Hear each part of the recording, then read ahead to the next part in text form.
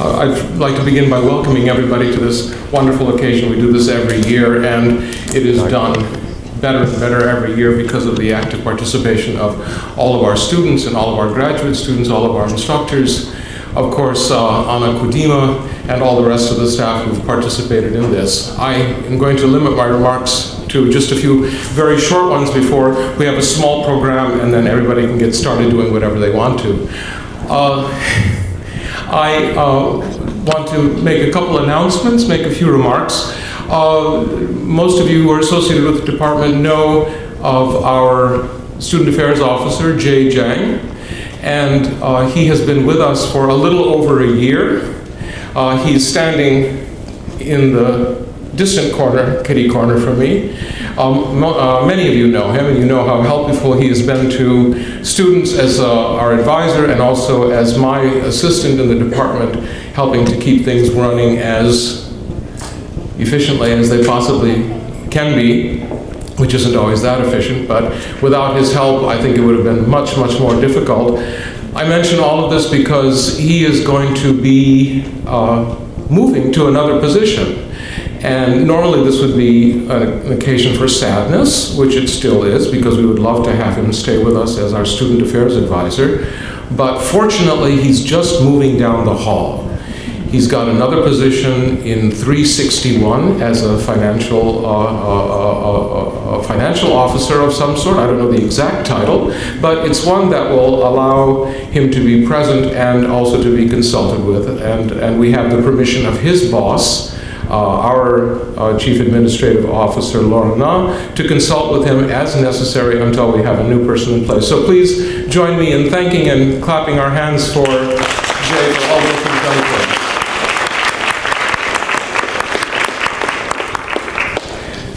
The second is similar and also a little bit different because it concerns someone else. I want to say a few remarks concerning our colleague and teacher, Professor Alexander Lvovich Aspavat, who is also standing there in the corner, and I will ask him to come up here in just a couple minutes. Most of you know him. Many of you have been in his classes, and I have to announce now officially with great regret that Professor Alexander Lvovich Aspavat is retiring at the end of this year and will be returning to Moscow. So he will no longer be with us, although we hope that we will see him more than frequently in the future. I just want to say a few words about him, about what he has meant to all of us in this department. I first met Alexander Lvovich in 1990 at a conference, and I have to read the title because it sounds strange in the modern world. It was the 1990 World Congress for Soviet and East European Studies. That would sound very strange in the present world, and it would have been possible exactly 21 years ago, but not 20 years ago. And it was at that conference that many, many leading Soviet Russian scholars for the first time were let out of the Soviet Union to meet with their colleagues from the West and to join together publicly in sharing their own research and their own ideas. And it was at that occasion that we had an opening in our department, and I sidelined him at the department and said, at least apply.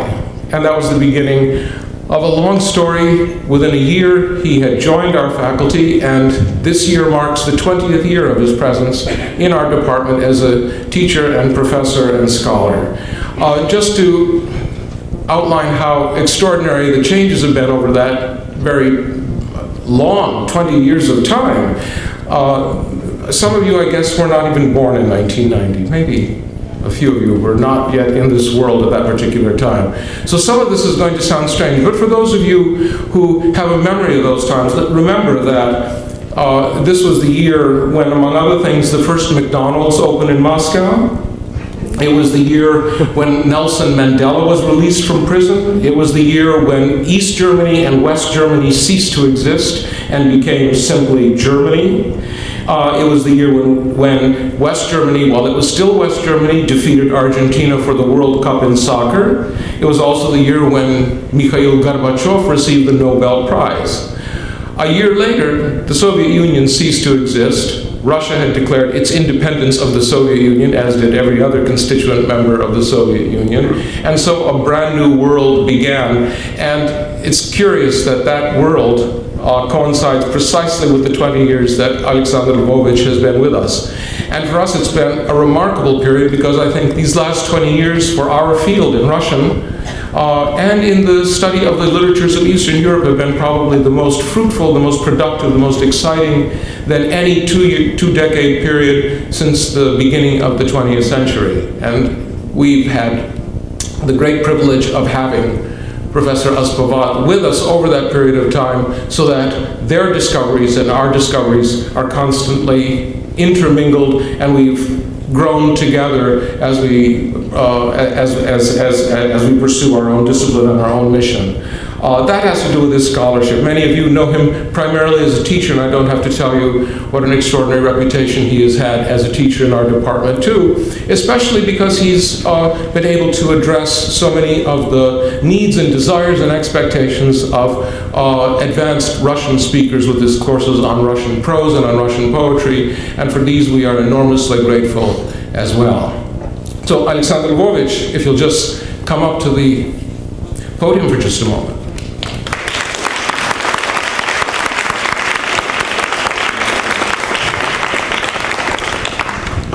We are very grateful to you, Alexander Lvovich, for all that you've done for our department and for all that you've done for the university. We are very pleased that you are not retiring, but you're simply going to another place of work in Moscow. Alexander Lvovich is taking up the position as academic director of a new department of literature and linguistic studies at a relatively new university in Moscow, which is going to be in the forefront of Russia's educational system in the next 20 years. So we hope that this will lead to further collaboration between our two universities. But in the meantime, we say goodbye to you provisionally here, and as a token and small symbol of our gratitude and our appreciation, I present you with a small Swiss timepiece so that you'll never forget, and I've manipulated it so it will always show Los Angeles time. Thank you very much. Thank you.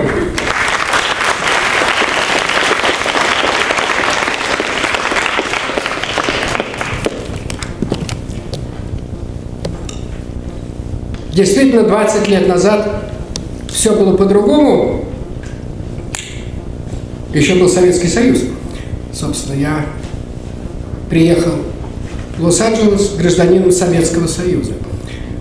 Вот. Было все по-другому, и одновременно за эти 20 лет не изменилось главное. Не изменилась моя радость являться в мои классы и работать с несколькими поколениями уже студентов. Последнее я с радостью вижу здесь. I'm not saying goodbye. I'm saying see you, maybe very soon.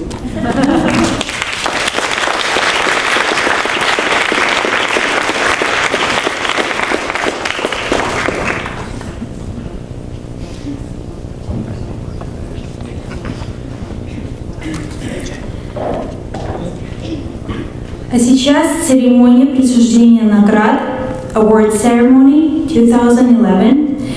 Please welcome Professor Olga Evgenievna Kagin, директор русской программы. Спасибо, Ира. I will speak English because there are some people in this audience who study languages other than Russian, and there may be even people who don't speak Russian at all. Strange people. It is a great pleasure and an honor for me to present some awards tonight, and also announce some awards that I won't actually be presented, that have been presented by other people.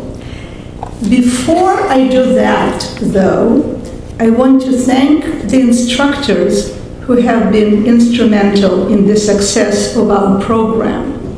I will name the people you know well, And some people you may not know if you're just beginning Russian at UCLA, but you will know as you continue. The first person I want to mention is Dr. Anna Kudima, who has not only taught exciting and challenging upper division classes, but also has been the force behind some of our most successful events this year, such, for example, as the Poetry and Music Night. The next person I want to mention is Professor Roman Koretsky, whom I saw here a couple of minutes ago. Oh, I still see him. Okay, even better. Professor Koretsky has been in charge of the Undergraduate Student Research Conference for several years now, and he has also established a new journal, the Conference Proceedings, that now accepts papers from students nationwide. So UCLA is becoming a program for undergraduates who study Russian and Eastern Europe across the country, and not only on the West Coast here. Susan Crescent, who I think she was here too. I saw her. Oh, I still see her. Yeah, all right. Susan Crescent has taught Czech and also third-year Russian, and has been very actively working on advisement and restructuring our flagship program. Tony Sergeyev has taught first-year Russian this year. Tony has taught a lot of various courses. She has also passed her PhD exams this year.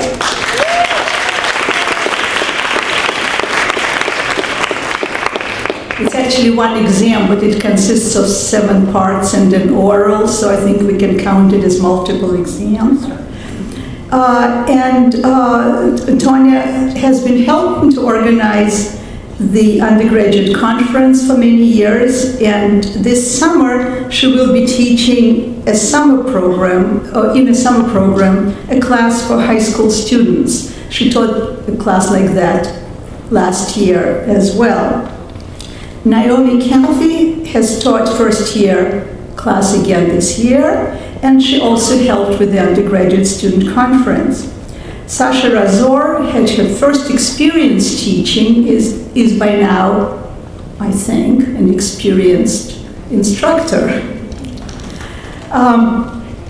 Naya Lecht has been teaching second year and will also teach an intensive Russian class during this summer.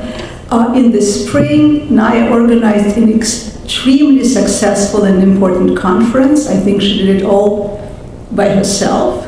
And she also passed her PhD exam this year. Last year. Larissa Karkafi has taught the Heritage Russian class for 3 years now. And she just passed her PhD exam yesterday.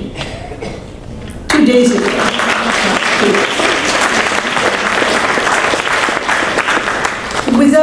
And as you know, there are more faculty in this department. I've been just thinking of people who have contributed directly to language teaching, and of course we have others teaching Serbian Croatian, Victoria Leka-Lakan, who is here, and I don't see who else.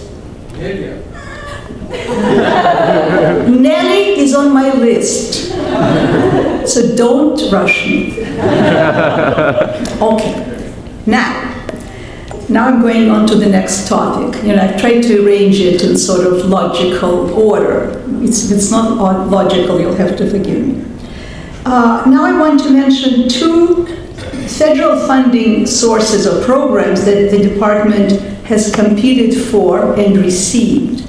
One of them is the Russian Flagship Program, the Russian Flagship Center. I kind of feel you've all heard about it by now, many times over.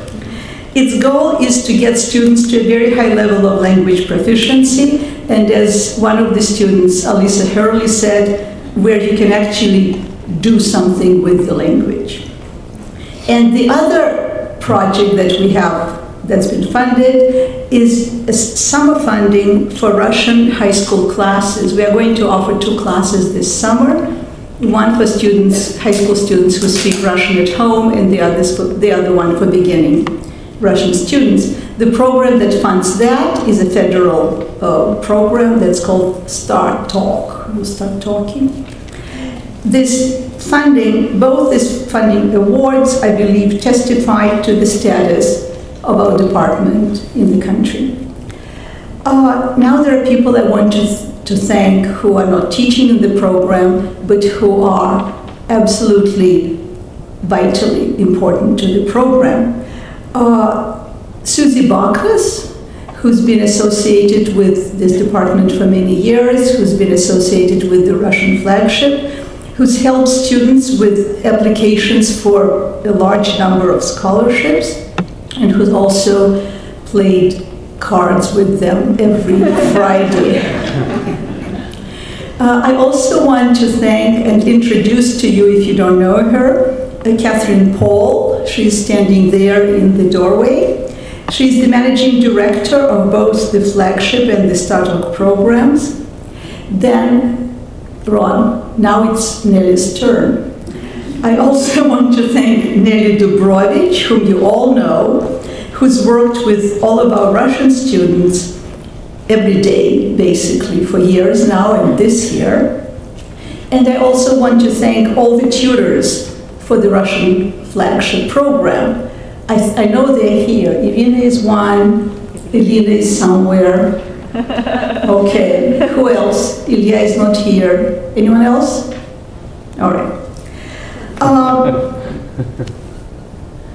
Okay, so I guess that's the part for thanks, and the next part is for awards. What I would like you to do is, if your name is on this first page, could you please come up here? I can read the names. Fiona is not here. Okay. Yeah. Oh, Fiona is here. Why can't I see anyone? Gideon. Oh, you just come over here. Gideon, Elisa, Irina. Come on. Come here. Come here. Okay. Derek, Sid. Come on. Julius is not here. Okay. Paulina. No, I don't see.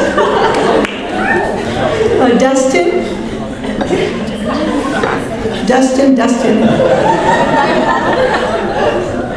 No. All right. Who else? Agaki Deng?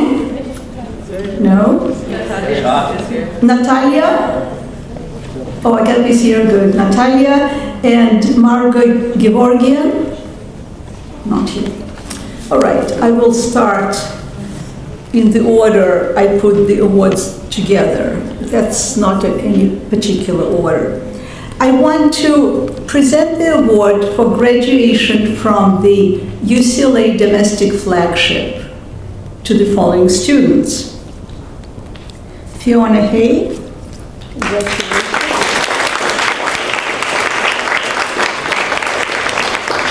Fiona is also graduating from UCLA this spring. No, actually, that's the reason for sadness. We have a lot of students graduating this spring, and kind of makes me sad that they won't be here in the fall. Gideon Sanford.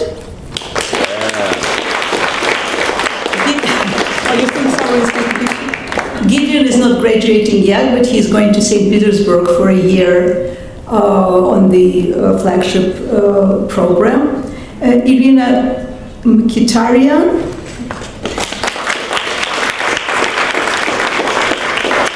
Irina will be graduating next kind of fall, right? Correct? And Elisa Hurley.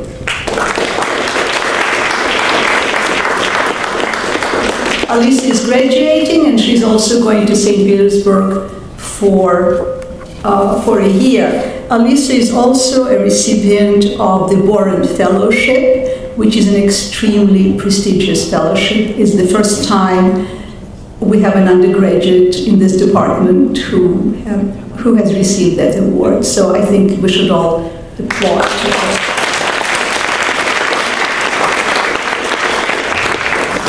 And Alisa also has another award. I guess you've reaped all the awards this time.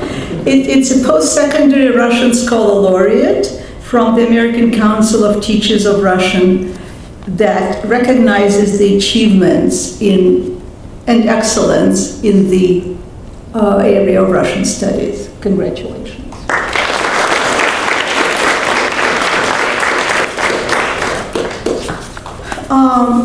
I also have several awards for the National Essay Competition that took place last fall, winter, right? There were 13,000 participants, 1,300 participants. 13,000 would be more than there are students of Russian in this country. Not more, but sort of. All right, 1,300. It's an annual essay contest. The essays are read in Moscow, and then results are sent here. So I think it's excellent work on the part of both our students and faculty that we have 4 awards from the competition. We have a Почетная грамота, which is an honorable mention, to Agapi Deng.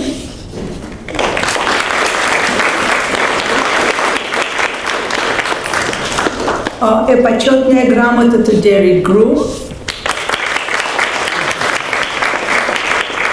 A почетная грамота to Marco Gevorgian. And the gold medal to Natalia Slobodyanik.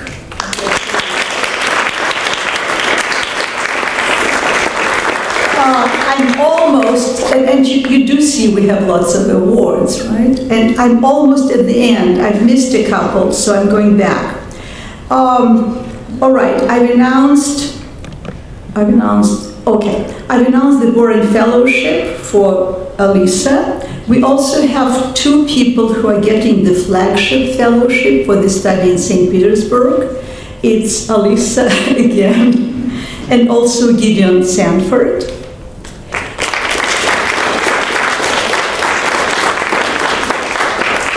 In 2010-2011, Gideon and Fiona Hay both got year-long FLAS fellowships from our European and Eurasian Center. Gideon is also getting a FLAS fellowship for this summer. No, not Gideon, Derek. Derek is getting it for this summer. And the final announcement that the following people are getting flagship scholarships for the summer study in Moscow and St. Petersburg. They're leaving on Monday, Tuesday, something like that, right? And they are Derek Groom, Sid Heller, Alisa Herley again, Julius Berezin, who is not here, Polina Marininova, not here, and Dustin Chavkin. Dustin, go there. Okay.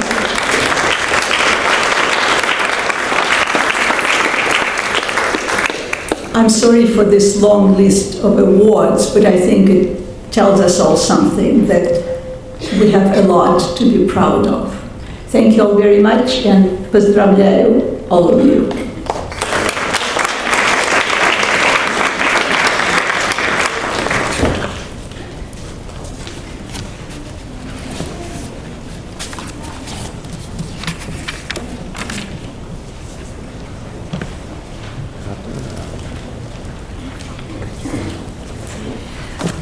Okay, thank you very much, Olga Evgeniyevna. And now we start our Russian Fairytales Night. Вечер русских сказок. И первая сказка, first fairy tale, is called Turnip, Repka. Students of first year Russian class of Tony Sergeyev.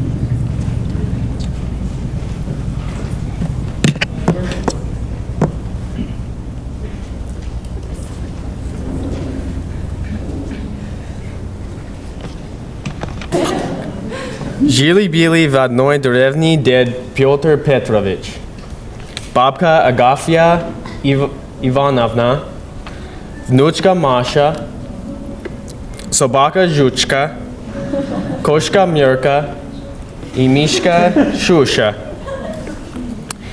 Жили они бедно, но дружно. Деревня была недалеко от большого города. Дом был старый, однокомнатный. Дед постарел его 40 лет назад. Вот как началась эта история. Доброе утро, дед. Доброе утро, внучка. Доброе утро, Жучка. Доброе утро, внучка. Доброе утро, Шуша. Доброе утро, бабка. Вы все проснулись? Вы все умились? Не знаю, как вы, а я хочу есть. Я тоже голоден, как голод. Ну, как приготовил завтрак? Что вы хотите на завтрак? Мне яичницу с салом и чай. Я на диете. Я не завтракаю. Только пью кофе и ем экзотические фрукты. А я завтракаю и обедаю, и ужинаю, и иногда даже отдыхаю. Я хочу мясо, кашу и мороженое десерт. А мне, пожалуйста, во-первых, рыбу, во-вторых, молоко, в-третьих, сметану. На завтрак, на обед или на ужин? Странный вопрос. И на завтрак, и на обед, и на ужин. А мне только маленький кусочек швейцарского сыра с отрочками. Семейка, если хотят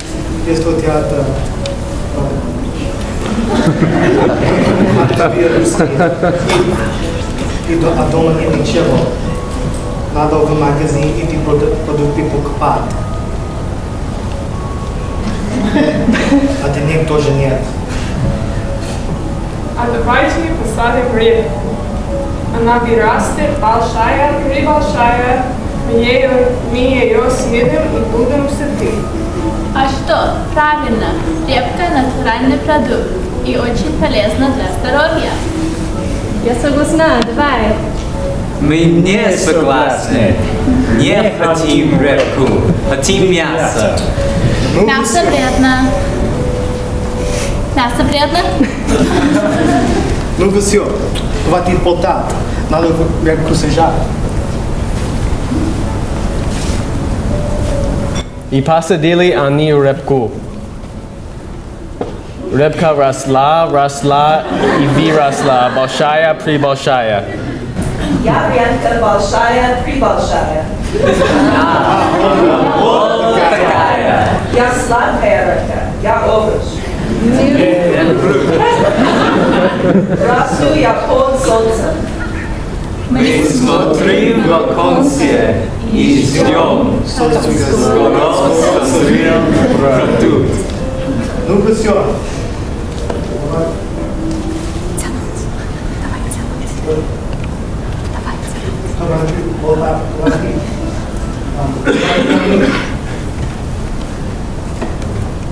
Большая репка. Какая большая. Это в порядке, все хорошо. Я люблю мясо. Я люблю рыбу. А я люблю репку и только ее.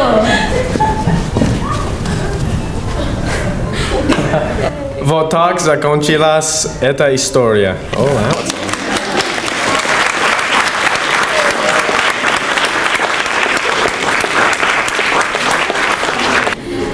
First year Russian students, class of Sasha Razor.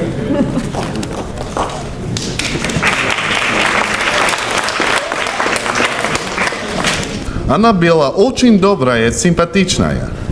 У нее были темные волосы и зеленые глаза. У девочки были мама и бабушка. Бабушка жила в лесу в маленьком домике. Красная шапочка училась в университете. Она изучала русский язык. Она приходила из университета домой и делала домашнее задание по русскому языку.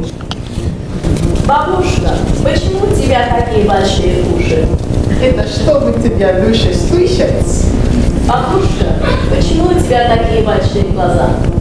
что это чтобы тебя лучше видеть. Бабушка, почему у тебя такие большие руки? Это чтобы тебя обнять, моя дорогая. Мы твоя домашняя работа.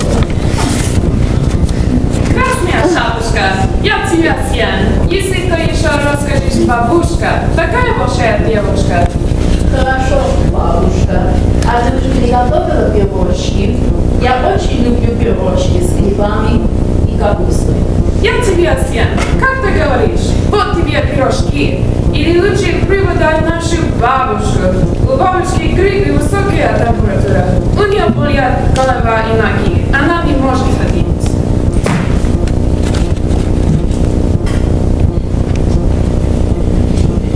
Это хорошо.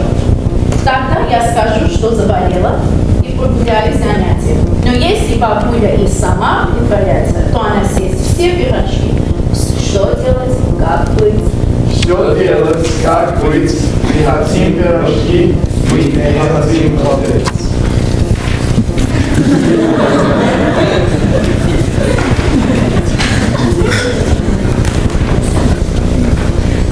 Так, Красная Шапочка пошла к бабушке. Бабушка жила в черном лесу. Девочка не знала ее точного адреса, но у нее был телефон. Она могла посмотреть карту леса по телефону. В лесу Красная Шапочка встретила волка. Волк мирно спал. Он работал всю ночь и устал. Она не знала, что это за зверь и как его зовут. Ой, телефон не работает. Теперь я не знаю, как найти дом бабушки. Спрошу вон того зверя. Здравствуйте. Извините, вы не знаете, где живет моя бабушка? Не знаю, я свадьба, ты меня разлюбил. Сейчас я тебя съем. Не ешьте меня, пожалуйста. Я вам дам пирожок. Я заблудилась и устала. Пора подвигаться.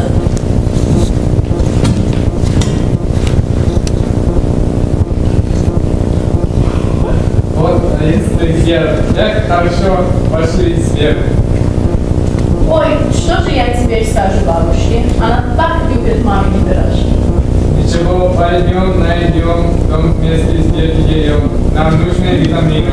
Старуха не посмеет выпить. Что делать, как быть? Мы не хотим, чтобы нас делали.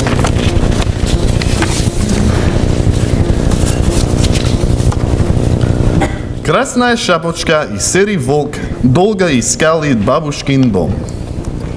У них не было карты, потому что в лесу телефон не работал, не было связи.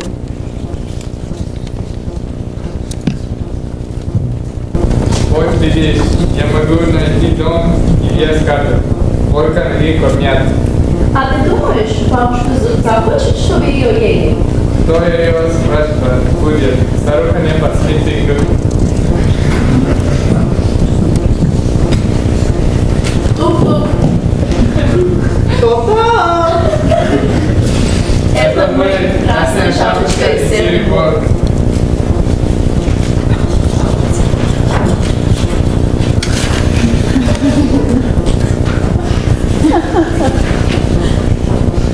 Я не бабушка, агент Фазбер.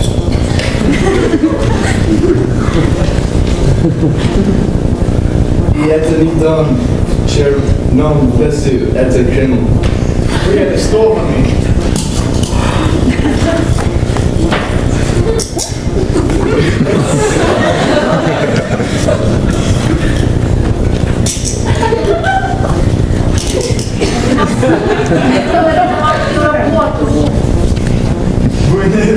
Вы не сделали свою домашнюю работу.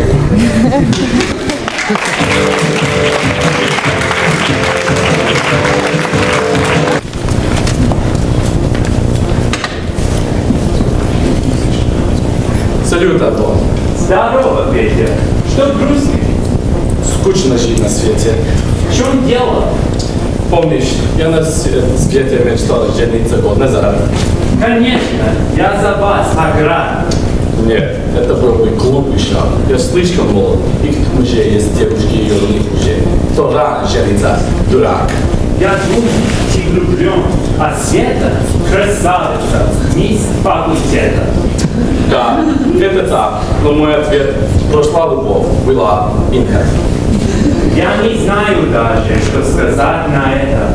Могу представить, как страдает Света. Не буду спорить я с тобой к месту, но сам я видно из другого теста. Здесь должен каждый сам решать. Прости, но мне пора бежать. Всегда хожу на матчи Спартака. Увидимся на днях. Пока. Пока.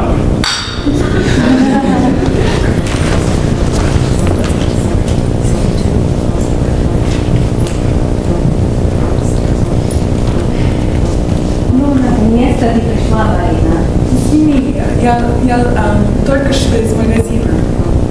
Марина, он мне изменил. Что? Это правда? Вот подлец. Так, значит, всей любви конец? Наверное, так. Боюсь, что да. Мы много спорили всегда. Ты знаешь, я правильно по своей природе. Нашла коса на камень. Так говорят в народе. Или не умнее с ним. Было бы все иначе. Что имеем, не храни. Потерявший, плачем. Прости, Света. Я больше говорить не стану, чтобы не сыпать соль на рану. Все время плачу, кружится голова. Слезами горю не поможешь, Света. Давай уедем к морю на все лето. Хорошая идея, правда. Да, не смотрю на все обиду. Не нужно упускать из виду, что не хочу любовь со мной, не будешь со мной. Вот молодец. И не грусти, поверь, жизнь не кончается на этом. Спасибо. Ключи месяца. Пока, Марина. Спасибо, Света.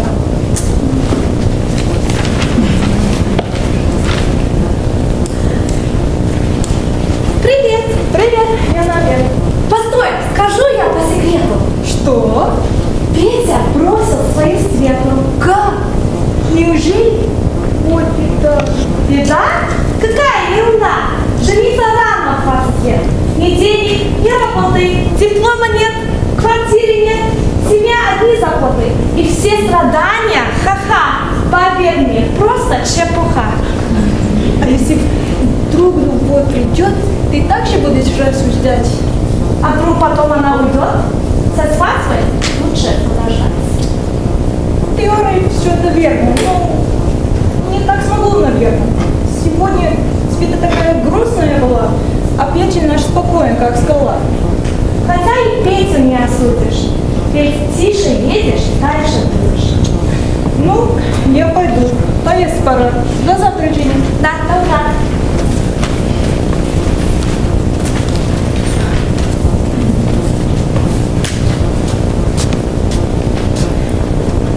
Приветствую вас, дорогая Света. Здравствуйте, Иван Иванович. Видно, грустна. Да видно это. Как поживает ваша мама? Спасибо, хорошо. А вы, Светлана? Иван Иванович, счастье в жизни меняет. Ведь из вашего романа? Хотите, я открою вам секрет. У девушек любовь, как воздух чистый. Но многие мужчин эгоисты. Ларис старается отпустить руку. Любить такого просто мука. Мне очень хорошо ваше. Поверьте, он не стоит вас. Спасибо, что пытаетесь помочь. Я, Света, вас люблю, как дочь. С вашей мамой много лет дружу. Я, может быть, не кстати вам скажу, как вам относится мой Вася, еще с тех пор, как вы учились в одном классе. Иван Иванович, что ты скажешь? Я знаю вас, Ивач, прекрасный человек, но говорят я, сердцу не прикажешь. Все же думаю, что горе не навек. И твердо верю в то, что скоро вновь и встретите и счастье, и любовь. Всего вам доброго, вы друг, я это знаю. О да, всего хорошего, родная.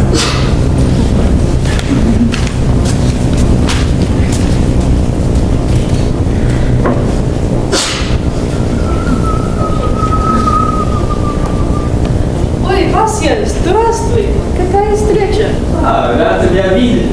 Где идешь домой, Тамара? А что? Ушел путь провожать. Нет, у меня еще 2 пары.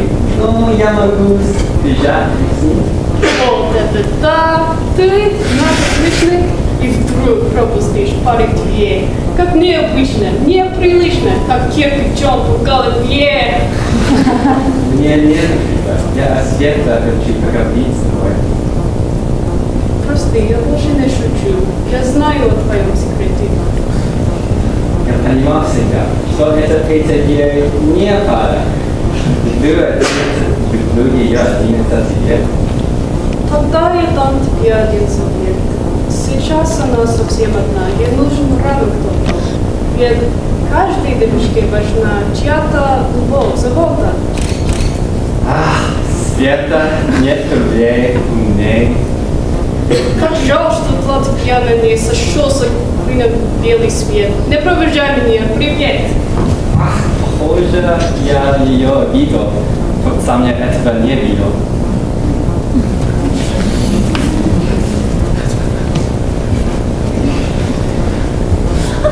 День добрый, дорогие. Ах, да! День добрый! Елена, дорогая! У вас сегодня день рождения. Примите этот скромный свет. Пусть в вашей жизни будет больше красоты. Спасибо, милая моя! Так, пора идти. Уж скоро вечер. Студенты стали так красивы. Не узнают меня при встрече. Что тут поделаешь? Весна, на многие действует она. Как и к наукам не зови, все мысли около лучи. Увы, не выходит и хорошо ты, что на носу экзамены зачеты. Вместо учебы более любовных драм, на экзамене потом быстрее и страх. Да, должен помнить любой из нас, что делал, промя потери час. Делами, но судьи так хороши. Благодарю, Елена, вас знать внимание. Еще раз поздравляю от души и до свидания. До свидания. Thank you for this great year with Naya. It's been a ride, I'm not gonna lie. And she's an awesome teacher, so thank you.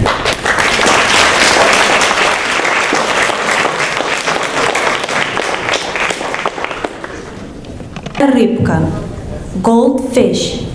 Students of 4th year Russian, instructor Professor Anna Kudima.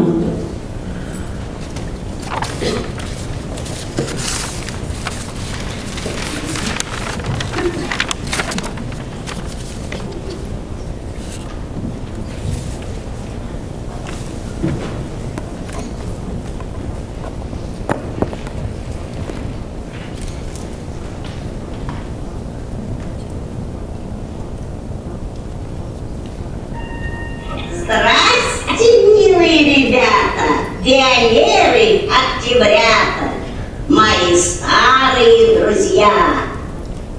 А почему старые? Пожалуй, вернее будет, мои юные друзья. Так? Я сегодня, как и прежде, с новой сказкой к вам пришла. В городе Москве, в районе Юго-Западном, в старой пятиэтажке коммуналки жили старик и старуха со своей внучкой Фионой. Жили они в великой бедности.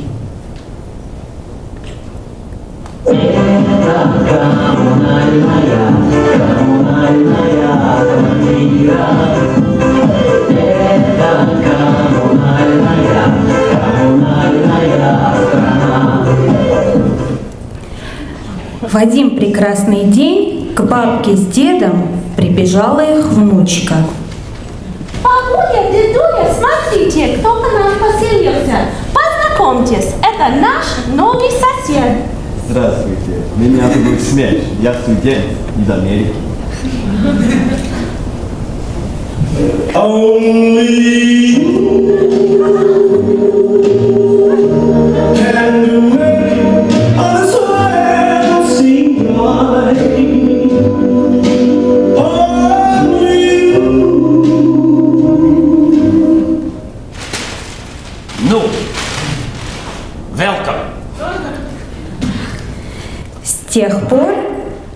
бабки с дедом приобрела неожиданный поворот. Насажу я на крючок хитрую наживку. Очень хочется поймать золотую рыбку. Я дворецкий попрошу, мне дворца совсем не надо. От одной девчонки жду я хотя бы взгляд. Девушка, пиво и воду. Сейчас будет.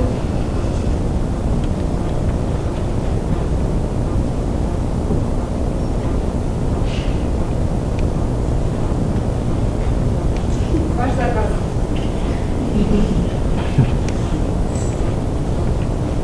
Пиво и вобла. А вобла была не простая, а золотая. И вот взмолилась ему рыбка человечьим голосом. Не ешь меня, старичок! Я тебе пригожусь. Что пожелаешь, то мы сделаем. Ну так раз. Сделай-ка ты меня снова молодым, как наш новый сосед. Хорошо, не тужи. Ступай домой, да молись Богу, и все будет сделано. А в это время старуха, взяв кредит, обратилась к пластическому хирургу с целью, как она сама и выразилась, подтянуть там и сям.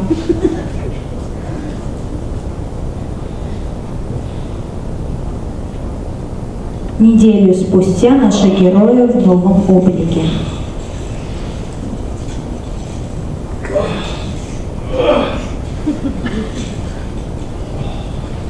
О, смотри, что мне наш новый сосед подает. Ты мне такое никогда не даришь.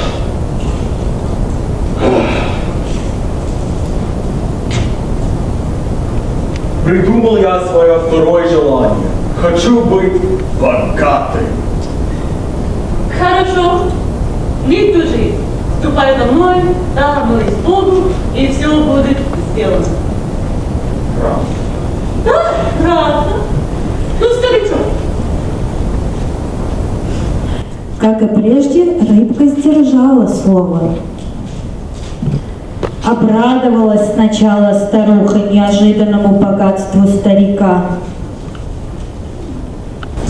Отойди, на Мерседес не хватит, но в клуб точно хватит. Но пошла покупать обновки для предстоящей дискотеки с соседом. Увидел старик, что старуха все еще недовольна, и придумал свое третье желание.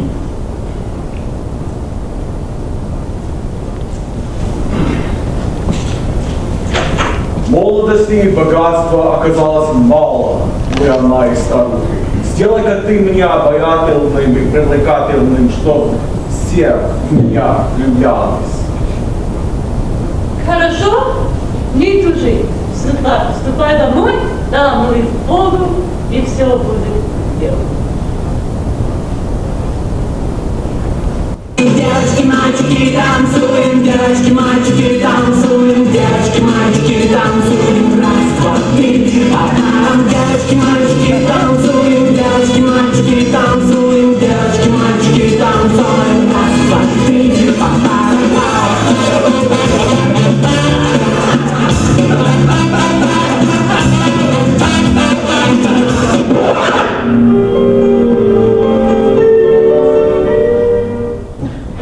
Вечная любовь, чью что любить.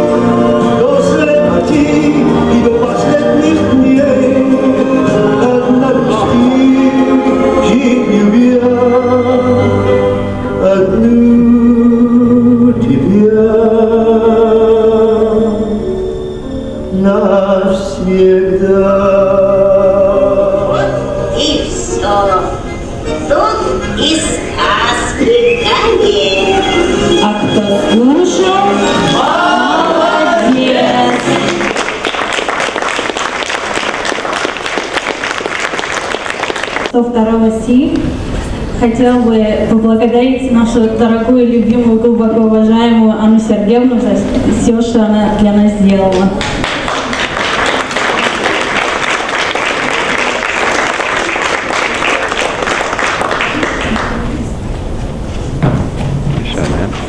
And now, first year's heritage, class of first year heritage students will show the fairy tale called A Small House, Теремок. For the beginning, I will read the plot of the fairy tale. One sunny day, a small frog was wandering the forest when he came across a little cottage that was abandoned. He decided to go inside and make it his home. He was soon joined by a mouse, a hedgehog, and a rooster. Each of them was a hard worker. The frog cooked, the mouse cleaned, the rooster played a harmonica, and the hedgehog protected their home. However, soon the house came to the attention of a mean wolf who wanted to steal the rooster and eat it. After ganging up with the fox, they both decided to wait for the big bear to help them break the cottage down. So together, the three of them traveled to the cottage, but when they got there, the animals would not let them in. Eventually, the wolf got hurt, and the bear got scared, so only the fox was left. She wanted to capture the rooster and charmed him down from a tree. As she ran away with him in her mouth, the other animals chased her and cut off her tail. Although the rooster was hurt, they had managed to protect their house and chase the bad animals away. Thus, the animals rejoiced. Professor Larissa Karkafi.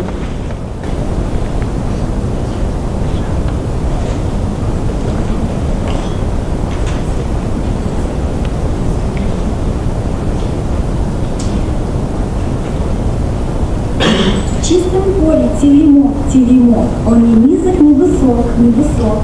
Шла лягушка из болота, видит заперты ворота. Эй, замочек, отвались, отвались, теремочек, отвались, отвались. Кто теремочек ждет? Кто не сам ждет? Ба, тишина. А квартира я, теремочки я одна. Вот кругом не очень селят, а хорошая квартира. Ба. Тут вечер дрова. И котел, сковородка, вот нам водка, так нам после. Перед ужином пока, замолю чебычка. Только свет зажгла лягушка, постучалась мышь на ушко. Это что за теремок? Теремок. Он ни низок, ни высок, ни высок. Кто в теремочке живет? Кто в невысоком живет? Я лягушка, бабушка, а ты кто? Я мышь-нарушка. Пожалуй, меня в дом. Будем жить с тобой вдвоем. Спелый зерна раздобудем, птички с тобой будем. Так и быть, пожалуй, дома веселее вдвоем. Веселилась мышь с лягушкой, с тупоглазою подружкой. Топит печь зерно толкут, до блины в печи пекут. Вдруг стучится на рассвете петушок голастый Петя. Это что за теремок? Он ни низок, ни высок. Эй, откройте петушку. Ко-ко-ко, кукареку. Кто в теремочке живет? Кто в невысоком живет? Я лягушка, бабушка.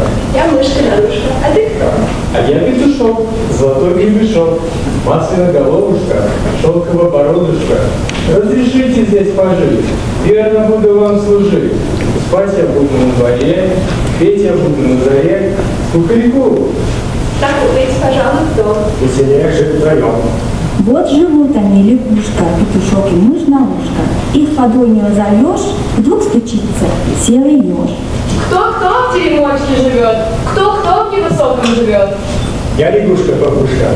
Я мышка-нарушка. Я петушок, золотой гребешок. А ты кто? Я серый ежик, ни головы, ни ножек, горбом спина, на спине барана. Разрешите здесь пожить, буду терем сторожить. Лучше нас, лесных ежей, нет на свете сторожей. Так и быть, пожалуй, дом веселее жить втроем. Вот живут они, лягушка, еж петух и мышь на ушко. Мышь на ушко толокно толчет, а лягушка пироги печет. А петух на подоконнике им играет на гармонике. Серый ежик свернулся в клубок, он не спит, сторожит теремок. Только вдруг из чаши темной притащился волк бездомный. Постучался у ворот, хриплым голосом поет. Это что за теремок? Из него идет дымок, видно варится обед. Есть тут звери или нет? Кто в теремочке живет? Кто в невысоком живет? Я лягушка-покушка. Я мышка-нарушка. Это что, золотой гребешок? Я серый ежик, и головы не может. А ты кто? А я волк зубами щелк. А что ты умеешь делать? Ловить мышат, давить лягушат, ежей душить, петухов потрошить. Уходи, зубастый зверь, не ломись ты нашу дверь. Крепко заперт теремок, на засов и на замок.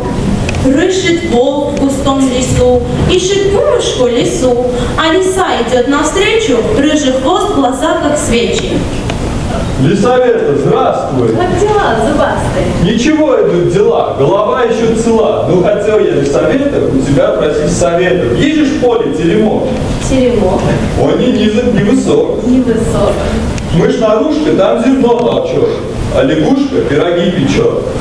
А петух на подоконнике им играет на гармонике. Да чего хорош петух, ощипать бы только пух. Ох, мой серый, мой постатенький, как хочу я петушатенький. Да и мне боясь охота, только заперты ворота. Ну как не мы сбоем, мы ворота отопрем. Ох, слабая злодухи, третий день как пусто в духе. Надо встретиться нам Мишенька медведь, он помог бы нам ворота отпереть. Мы пойдем поищем его по лесам. Ах ты, батюшки, идет он к нам сам. В это время в самом деле вышел Мишка из-за ели. Он мотает головой, рассуждает сам собой. Я ищу в лесу колоду, я хочу отведать меду. Через первого овса я найти его леса. Видишь, Миша, теремок? Теремок? Он не низок, не высок. Не высок. Мышь-нарушка, там зерно толчет. А лягушка пироги печет. Пироги печет капустные, подрумяненные, вкусные. А петух с колючим ежиком режет сало острым ножичком. Не хочешь ли проведать петуха? Петуши мне отведать потроха. Петушатина – хорошая еда. Где ворота? Подавайте их сюда. Нет уж, Миша, пойдем, да на месте отопрем. Вот идут они к соседям, волк с приятелем медведем. Впереди лиса идет, в теремок гостей ведет. Эй, хозяева, откройте-ка добром, а не то мы вам ворота разнесем.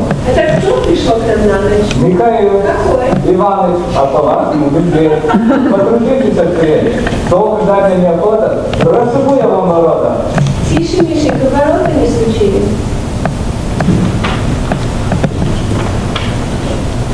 И душа искушена.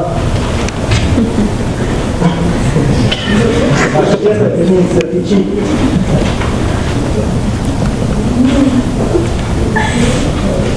Иди суйся в теремок, кухаряку, или шпорой тебя я засеку. Коли будешь заниматься грабежом, познакомишься ты сторожем, ежом. Не хотят меня в хозяева впустить, не хотят меня обедом угостить.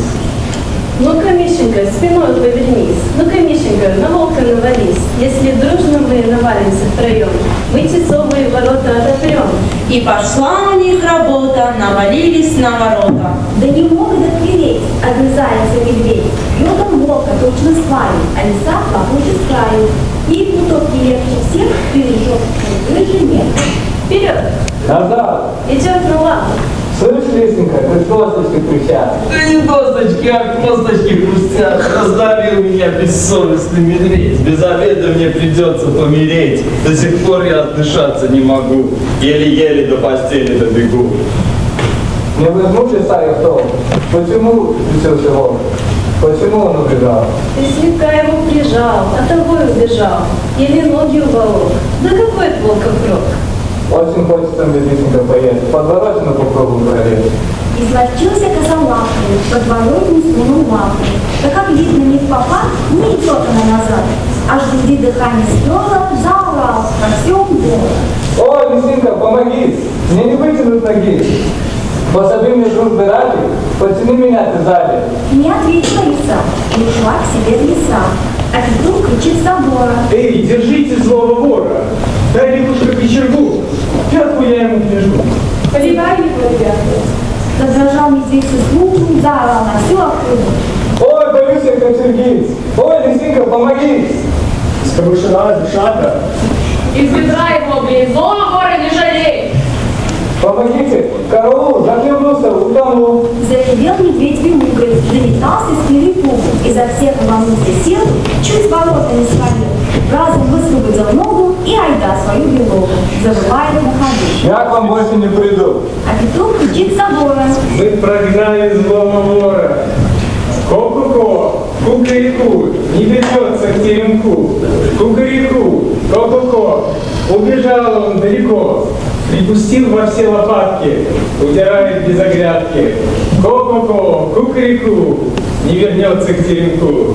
Разошелся наш петух, распушил атлас петух, а пока он петушится, из кустов ползет лисица.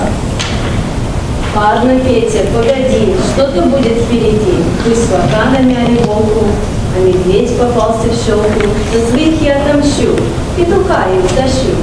Подползла лиса украдкой и запела сладко-сладко. Кто в теремочке живет? Кто в невысоком живет? Там живет петушок боевой. Он поет и трясет головой. Голова его ярче огня. Кто там поет про меня? Ах ты, Петя, петушок, у тебя золотой гребешок, всем на зависть твоя борода. Ты слети, мой красавец, сюда. Нет уж, лучше я здесь посижу, на тебя с высока погляжу. Ах ты, Петя, петух удалый, кто на свете сравнится с тобой? У тебя два широких крыла, ты немножко похож на орла. Я не слышу, о чем ты поешь? Повтори на кого я похож? Ты сидишь от меня далеко. Ты свети, я шепну на ушко. Тут петух не утерпел, звонким голосом запел и слетел к плутовке рыжей, подошел он к ней поближе. А лиса не будь плоха, хвать за горло петуха. Петушок кричит и бьется, а лиса над ним смеется. Вот теперь скажу я слух, на кого похож петух. Ты похож на себя, петуха, скоро съем я твои потроха. Ха-ха-ха, ты похож на себя, петуха. Вон лисица бежит по весь луг, а в зубах ее бьется петух. Вырывается глупый петух, разлетаются перья и пух. Братец ежик, дорогой, выходи с кочергой, лопату, ты лесу проклятый. Услыхал колючий еж, закричал: разбой, грабеж! Побежал он за ворота, прибежал до поворота. Видит рыжая лиса, с петухом бежит лиса. Покатился серый ежик, по траве виснет оружие. По петухе росе, прямо под ноги висят. Не дает он ей дороги, ходит четкой лиси ноги. Я колючий серый еж, от меня ты не уйдешь. Распорю твои меха, отдавай-ка петуха. Ах ты, ежик, серый ежик, не царапай лисьих ножек. Пожалей мои меха, отпущу я петуха. Петуха она швырнула, до скорей кусты нырнула. Прошмыгнула между ней, а колючий еж за ней. Сзади мчатся друг за дружкой мышка серая с лягушкой. Догоняй, держи, лови. Хвост рыжий, отойди. Через лес погоня мчится, впереди бежит лисица. Задержалась у куста и осталась без хвоста. А потом во все лопатки припустила без оглядки. Скрылась рыжая в лесу, только видели лису, присмеялся серый еж. Я достану острый ножик, хвост разрежу пополам и хозяюшкам раздам. Полхвоста тебе, лягушка, полхвоста тебе, нарушка. Благодарность, серый еж. Лучше мне найдешь, хвост надену я на шею. Буду я зимой теплее, стужу лютую в мороз, я укутаю свой нос. Вот шагают друг за дружкой ежик с мышкой и лягушкой. Лисий хвост несут с собой, говорят перебой. Мы лесу когда неловко, не воротится плутовка, только жив ли петушок, золотой наш петушок. Он лежит, не шевелится. Мы погнали за лисицей и оставили его на дороге одного. Еле дышит он, бедняжка. Бьет крылом, стонет няшка. Не горюйте вы о нем, мы сейчас его найдем. Вижу бегает петушины на пригорке подосиной. Что ты, Петя, не встаешь? Что ты, Петя, не поешь? Ну, я у лисицы, не до песен мне, сестрица. Даже встать я не могу. Да я тебе не помогу, я птицу бедную, хромую, ну вставай, а пост идешь. Больно колешься ты ешь.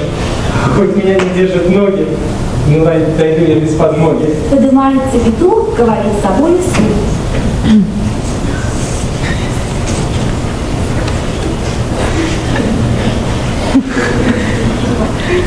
Отчего я стал калекой? От того, что был простоват, сам во всем виноват. Не горюй, голубчик Петя, поживешь еще на свете. Будешь песнями опять солнце красное встречать.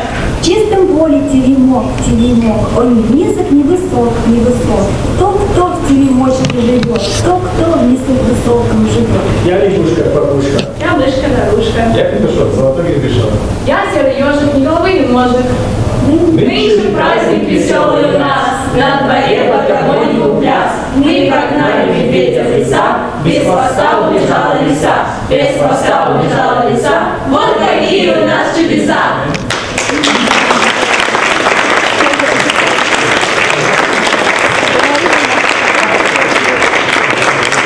Be Misha and three bears. Misha и три медведя. Students of first year Russian, instructor Naomi Kafi.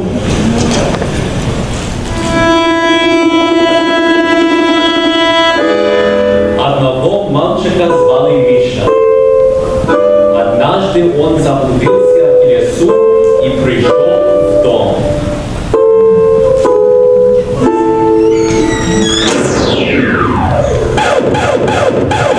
Это гостиная, это спальня, это кухня. Это гостиная, это спальня, это кухня.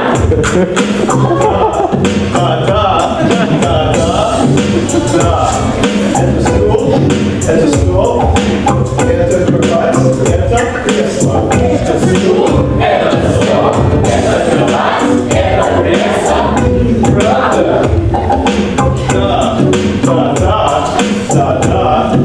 Да. Это коробка, это вилка, это ложка.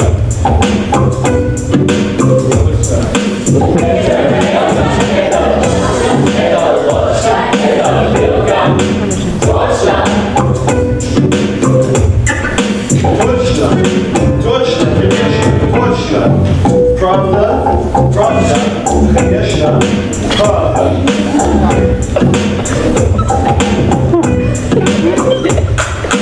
Это вкусно,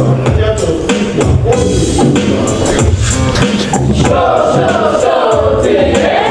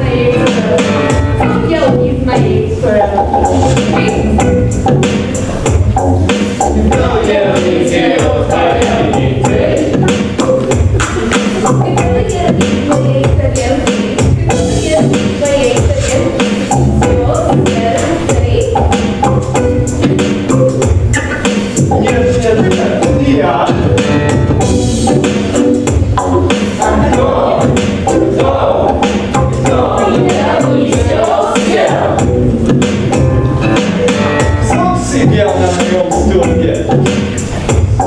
Кто сидел на моем стуле? Кто? Ты? Да! Кто сидел на моем стуле? Кто сидел на моем стуле? Ты? Да!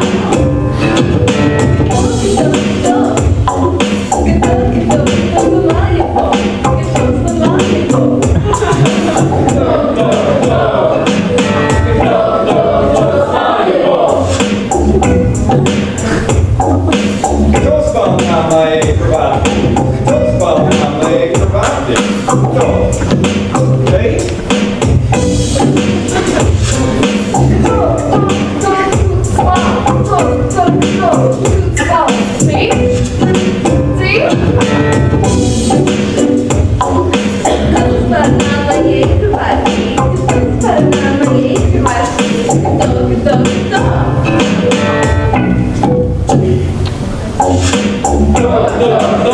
Ты знаешь, нет? Не знаю, а ты знаешь? Я тоже знаю, ты? Нет, не я. Нет, не я. Я. Не знаю, кто тут спал. Кто знает? Это Миша спал, это Миша. Это Миша спал, это Миша. Кто Миша? Кто Миша? Ты? Может быть, наверное. Может быть, наверное. Очень может быть, очень даже может быть. Это он, я знаю, это он, я знаю, это он, он, держи его, держи.